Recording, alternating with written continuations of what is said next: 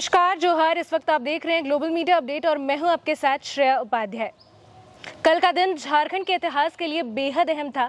कल कुल 11 मंत्रियों ने मंत्री पद की शपथ ली है। जी हां, कल चंपई सोरेन सरकार के मंत्रिमंडल का विस्तार हुआ है और इसी संदर्भ में जेएमएम के कुल 5 और कांग्रेस के कुल 3 मंत्रियों ने मंत्री पद की शपथ ली है। इसी के साथ अब हेमंत कैबिनेट की तरह ही चंपई सोरेन कैबिनेट में भी कुल 11 मंत्री हो चुके हैं, पर खाली है तो 12वें मंत्री की पद। इसी बीच काफ़ी सारी सुर्खियां आई थी। मैं अपने दर्शकों को ये भी बताना चाहती हूं कि जब पूर्व में 8 फरवरी को ये मंत्रिमंडल का विस्तार होने वाला था, उस वक्त भी एक नाम काफ़ी ज़्यादा तूल पर था। मंत्री पद की शपथ लेना लगभग तय था इनके लिए, पर अचानक कुछ ऐसा हुआ, कुछ ऐसी परिस्थितियां बनी कि आज वो नाम केवल विधायक तक ही सीमित है, मंत्री पद की शपथ तक नहीं पहुंच पाया है। जी हां, मैं यहां बात लातेहार विधायक बैद्यनाथ राम की कर रही हूं और इसी सिलसिले में आज हमारे साथ शो पर मौजूद हैं लातेहार के माननीय विधायक बैद्यनाथ राम। हम इनसे बात करेंगे और जानेंगे कि ऐसा क्या हुआ, ऐसी मंत्री पद की शपथ नहीं ले पाए। बहुत बहुत स्वागत है सर, सबसे पहले आपका हमारे चैनल पर। धन्यवाद जी। हम सबसे पहले सर जानना चाहेंगे कि काफ़ी सारी सुर्खियां थी। इनफैक्ट मैंने अभी अपने दर्शकों को बताया कि 8 फरवरी को भी जो मंत्रिमंडल विस्तार होना था, उस वक्त भी आपका नाम काफ़ी तूल पर था। कल भी लगभग कंफर्मेशन थी कि आप मंत्री पद की शपथ लेंगे ही, तो फिर ऐसा अचानक क्या हुआ कि ये काम पूरा ना हो पाया? लगभग नहीं बल्कि 100% था जी कि मंत्रिपरिषद के सदस्य के रूप में मेरा शपथ ग्रहण होगा। जी क्योंकि जो प्रक्रिया है, मुख्यमंत्री द्वारा नाम भेजा जाना जी और फिर गवर्नर हाउस से वारंट कटना यानी आमंत्रण पत्र आना, वो पूरी फॉर्मेलिटी पूरी हो चुकी थी। जी राजभवन भवन से न्योता भी आ गया था शपथ ग्रहण के लिए और अंतिम क्षण में पार्टी को ये निर्णय लेना पड़ा कि थोड़े समय के लिए हमको ड्रॉप किया गया, तो जो अच्छा नहीं हुआ।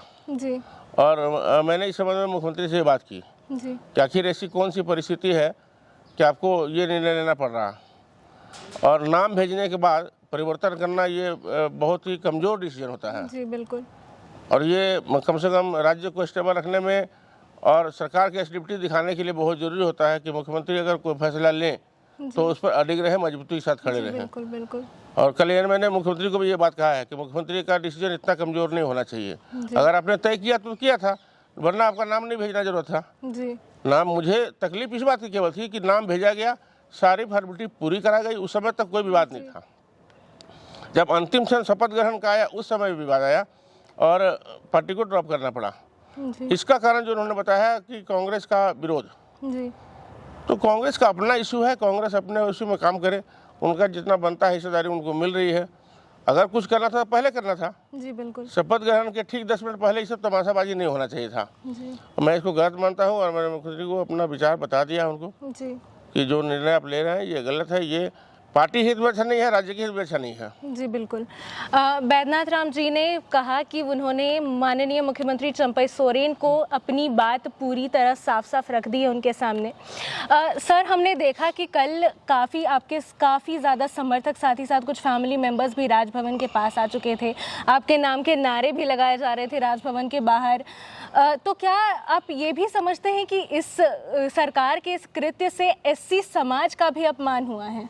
निश्चित रूप से हुआ है, मैं ये मानता हूँ। क्योंकि किसी समाज के व्यक्ति को एक बार आगे करके और फिर अचानक उसको बैक करना, ये कहीं से भी उचित नहीं है और किसी के साथ भी होगा तो आहत होगा ही। बिल्कुल। और चूंकि राज्य की सरकार चल रही है, सरकार का कैबिनेट का विस्तार हो रहा था और उस समय पर हर वर्ग चाहता कि हमारे वर्ग का कोई व्यक्ति वहाँ हो, चाहे जो हमारे हितों की रक्षा के लिए खड़ा रहे वहाँ।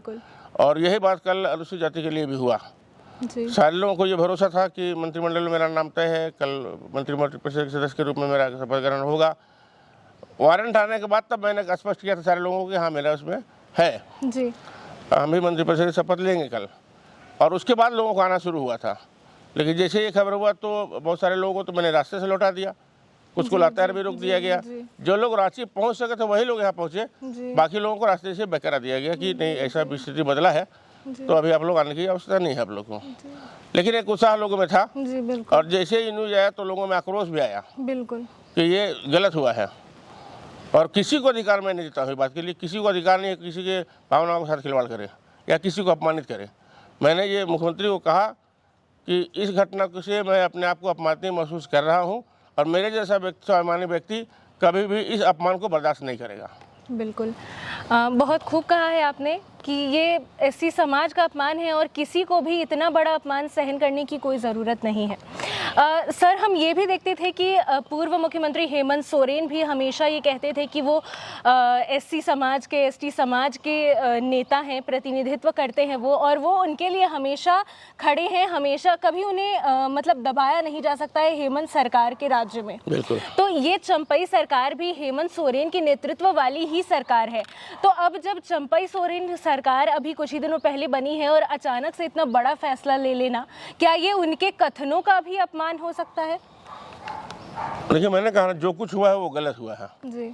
पार्टी के सिद्धांतों के प्रति गलत हुआ है, राज्य की स्थिति के बारे में गलत हुआ है और व्यक्तिगत होने के साथ साथ एक समुदाय विशेष को भी अपमानित करने का काम हुआ है। इसको राज्य बहुत दूसरी तरीके से देख रहा है। जी। मेरा अपना व्यक्तिगत मामला नहीं है और मैंने उनको कल कहा कि मैं आपसे मंत्री पद मांगने नहीं आया था। जी। आपने खुद से भेजा नाम। जी। नाम नहीं भेजते तो मैं चर्चा में भी नहीं आता, चर्चा करता भी नहीं, क्योंकि हेमंत जी की सरकार 4 साल रही, मैं कभी नहीं कहा। जी। और जब इन्होंने नाम भेज दिया और प्रक्रिया पूरी हो गई, इसके बाद इनका ये स्टेप जो आत्मघाती है, मैं इसको आत्मघाती है, क्योंकि बैठे बिठाए विपक्ष को एक मुद्दा दे दिया इन्होंने। जी बिल्कुल। और आज विपक्ष हावी हो रहा है इस विषय पर कि एससी समाज के लोगों को कैबिनेट में नहीं रखा गया, क्यों नहीं रखा गया, अपमान उनका है। और खास करके हमारे समाज के लोग गाँव में ज़्यादा रहते हैं। जी जी। बड़ा सेंटिमेंटल होते हैं लोग, तो उनको कहीं ना कहीं से तो झटका लगा है और मर्माहत है इस बात के लिए कि जो कदम उठाया गया मुख्यमंत्री के द्वारा ये सरासर गलत है, ये हम लोगों का अपमान हुआ है। और अगर इसमें करेक्शन नहीं हुआ तो निश्चित रूप से आने वाले समय में सत्ता पक्ष को काफ़ी नुकसान उठाना पड़ेगा इसका।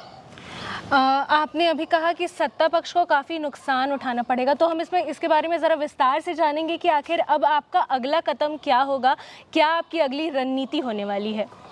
उस पर मैं गंभीरता से विचार कर रहा हूँ जी।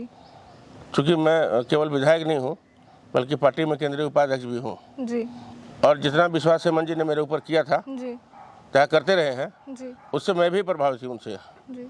लेकिन उन्हीं का पार्ट 2 जी। अगर इस तरह कार्रवाई करके किसी को अपमानित करेगा तो कोई भी स्वाभिमानी आदमी अपने अपमान को बर्दाश्त नहीं कर सकता है और करना भी नहीं चाहिए। अगर जमीर जिंदा है तो हम जिंदा है, जमीर मर गया तो फिर मरना समान है। बिल्कुल। इसलिए हमने मुख्यमंत्री को स्पष्ट कहा है कि खबरें ये भी आ रही हैं सर कि आपने सरकार को 2 दिनों का अल्टीमेटम भी दिया है। नहीं, मैंने अल्टीमेटम नहीं दिया है, उन्होंने खुद कहा है कि 2-3 दिनों में इसको क्लियर कर लेंगे। जी, तो 2-3 दिनों में तस्वीर साफ हो जाएगी। बिल्कुल, हो जाना चाहिए। जी बिल्कुल। और नहीं होगा तो फिर उसके लिए हम लोगों को कहा कि फिर आप हमको स्वतंत्र छोड़ दिए अपना निर्णय लेने के लिए। जी। मैंने इतना भी कहा है कि यदि आप इसको सुधार नहीं सकते हैं तो फिर हमको स्वतंत्र कर दीजिए, हम अपना डिसीजन लेंगे जो हमको क्या करना है, किस ओर जाना है, क्या करना है, आप देखेंगे हमारे में। बिल्कुल। बहुत बहुत धन्यवाद सर आपका कीमती समय हमारे शो पर देने के लिए।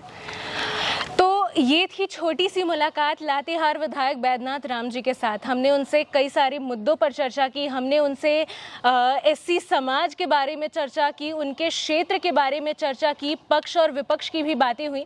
इसी के साथ आए दिन झारखंड में इन दिनों सियासी हलचलें देखने को मिलती ही है और हम आप तक ऐसी ही तमाम खबरें लगातार पहुंचाते भी हैं। तो आगे भी ऐसी खबरें देखने के लिए बने रहिए हमारे साथ ग्लोबल मीडिया अपडेट पर। धन्यवाद।